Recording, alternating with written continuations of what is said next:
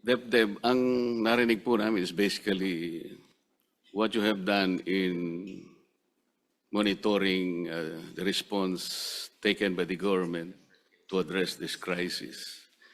We would have expected more like kamukha nung sinasabi nyo, you suspended the operations of the WESM. Anong epekto nun? Sa ngayon po, napakataas ng kuryente. Yesterday, I was able to talk to a manager of a bank.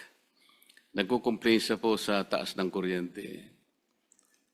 Kung yung nagko-complain po yung security guard niya, I would have understood it well. Manager po siya ng bank pero she feels the pinch of the price of electricity. By suspending the operations of WESM, was that the right response? Why did you not, for example, recommend that the Semirara coal production should not be imported but should be utilized locally? Wala na nga po tayong panggatong eh. We are dependent on diesel. Most of our energy plants are dependent on diesel. Pinakamalaki po yung diesel. Lalo na po yung spag areas which are confronting problems in the days to come. Bakit hindi po niyo sinuggest na invest na in-export natin ang coal production natin? Kahit na po sinasabi nila, we're exporting this because we cannot use it locally. That's very ironical, Mr. Chair. Sabi po nila, low calorific value. Eh, ba't po binibili ng ibang bansa kung low calorific value? Meron po akong kakilala, bibilihin niya lahat kung wag lang nyo lang i-export. I think, magamit natin yung coal natin, yun ang magpapababa sa kuryente. Bakit hindi po ganun? Hindi po namin nakikita yung talagang gagawin ng DepDep. Kung paano ang recommendation ninyo para ma-address po natin. Hindi po yung pagtalakay lamang kung ano-ano po ang pinagagawa natin. Pero sa ngayon po, hindi na-feel ng mamamayan yun eh. Sa ngayon po, walang na-feel. Kahit naikwenta po natin lahat kung ano po yung monitoring na ginawa natin. On March 24, Mr. Chair, the first hearing of this committee, sinabi ko na po yung ibang alternatives. Meron po akong present na independent data kung saan makakakuha ng murang gasolina sa magitan ng mga business import models and procedures na pinresent ng mga informants sa Singapore. Nandun po yung DepDep ng first hearing. Did you monitor and validate those independent data? After 1 month.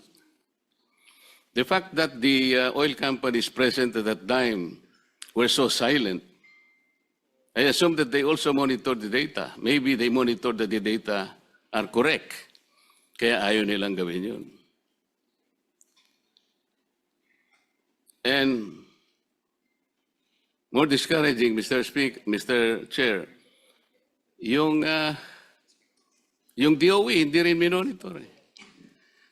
1 month na po ang nakakaraan, Mr. Chair.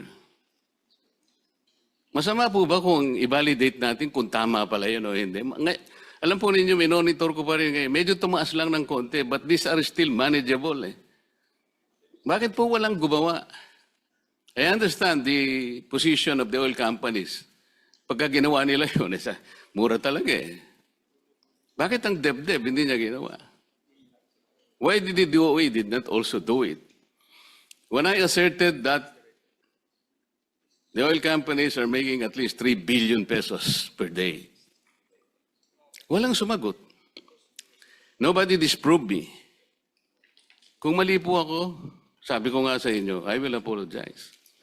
Siguro may intindihan naman ako na dahil sa kagustuhan ko lang makatulong, eh baka nagkamali nga yung kuha ko po o pagkakaintindi ko ng data. Why are we not doing this? Sir? I am Well, ang DepDep po dito is acting as the secretary of the Uplift Committee. Many issues have been discussed in the committees. Hindi po ako masyadong privy yung sa internal discussions ng DOE with regards to the specific issue that you mentioned. Maybe they are in a better position to shed light on the matter. Ang DepDep po, while we can validate the numbers, we take the cue from the concerned agencies about the details. Sir, yung sinabi ko pong the oil companies are raking 3 billion pesos per day. Nandun po yung DOE. I was expecting the DOE to check. Ang DepDep po, ang aming anticipation, at the very least, kasi po, 2 weeks after the war broke out in the Middle East, 2 weeks lang po, the prices of diesel lang po to, increased from 55 to 125, or an increase of 70 pesos. That's 127%. DOE was unable to explain it. The oil companies present are not willing to explain it. Why? DepDep cannot even look at it. Ang sinasabi ko po, kayo ang national economic architect. Kayo po dapat ang nakakaalam. You are in a position to view the economy as a whole. Kami po sa legislative lang po kami. Hirap din kami. But you have the power, you have the mandate to look at it from a better point of view. Halimbawa po yung sinasuggest nila, well, hindi po namin maiiwasan to expect that the oil companies will use the replacement cost. Sir, I understand that. But I was asking them, what is the appropriate time when this replacement cost should be utilized? 2 weeks pa lang po eh. The President said at the beginning of the discussion, we have 50 to 60 days, meaning at least 2 months ang stock natin. And I assume those stock were purchased at a lower cost, kaya nga 55 pesos per liter. Naging 125 after 2 weeks. I was asking for an explanation why it was so. Explanation lang naman po eh. Mr. Chair, ang mga tao ngayon nagigipit. Gipit na gipit. Nagsisikip pa yung dibdib kasi hindi maintindihan bakit naman po 55 naging 125. I think we owe them an explanation. If you can explain it to me, I will help you explain to our people. Pag na-explica po natin at naintindihan nila, baka yung sikip ng dibdib, yun man lang matanggal natin sa kanila. That is the whole point. Ano po ibig ko sabihin? Ito po yung last price, ito po yung old price, biglang nagkaroon ng replacement cost. Will not Deb, for example, compute? What is the precise point where we can allow the oil companies to utilize the replacement cost? Hindi pa po ganun dapat ang tanong. Like an ordinary business enterprise would probably equate it to the EOQ, economic order quantity, which is the square root of 2 times D times S over H. Alam po ninyo yun eh. Basically, it's about material replenishment plan, sort of that. Hindi naman pumutok lang yung after 2 weeks, bigla mong ginamit ang replacement cost. Nobody explained this to this committee. I assume that until today, this committee has not received any explanation from any oil company. Explanation lang po eh. And the most disappointing point, the DOE was unable to look into this also. Walang report. And here we are. Apektado na lahat ang sektor. Hindi natin malaman, di tayo magkanda o gaga kung paano natin aayusin lahat ang dapat ayusin. Kumalat talaga eh. Because of the chain reaction impact of this problem. Pero kung tinignan lang po natin, ito po yung gusto namin sana. 1 month ago, I've been asking. Ulitin ko, Mr. Chair, parang I am the lonely voice in the wilderness.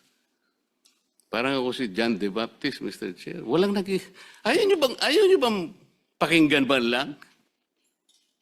Wala bang sense yung sinabi ko na these are independent data. Nobody validated. Maybe they validated it, but they found it to be true. Kaya they kept silence. They kept their silence. This is the kind of report that we will receive today. Will this assuage our people? Hindi po, hindi ganun eh. We were expecting bold measures from the DepEd. Kayo po ang nakakaalam. Semirara coal production, atin po yun. Why are we exporting it? Do you have an answer for that? Ba't iba pong bansa ang gumagamit? Wala na nga po tayong panggatong eh. Binibenta pa natin ang panggatong natin. Do you have any answer, sir? Sir, yung pong, kasi dalawang, the way I understand your question, sir, is that dalawang implications yan. One is, ano yung technical basis for yung cost recovery mechanism or pricing adjustment na ginagawa ng mga oil companies. I submit that's a very technical issue that we in DepEd cannot give a good answer to that without inputs from DOE. Kasi Sir, that's a very... kaya nga po DepEd kayo eh. Can I There just... is no law barring you from consulting with the DOE. Opo. Kaya nga po, yan po ang... But after 1 month, have you done that?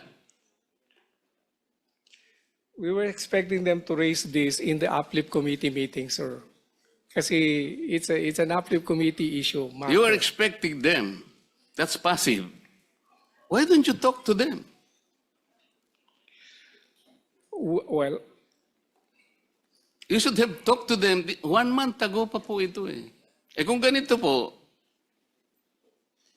hindi ko alam kung saan tayo papunta rito. Those data need to be validated. Kung totoo sila, hindi po ganun kataas ang presyo. We are romanticizing on the Straits of Hormuz.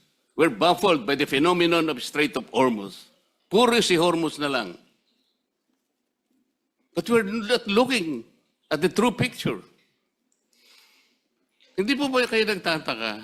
Wala man lang pong nag-disprove sa akin. When I said, Mr. Chair, your companies are making 3 billion pesos per day. Weren't you surprised na hindi man lang sila sumagot po? Walang sumagot. And I assume that their silence is acquiescence.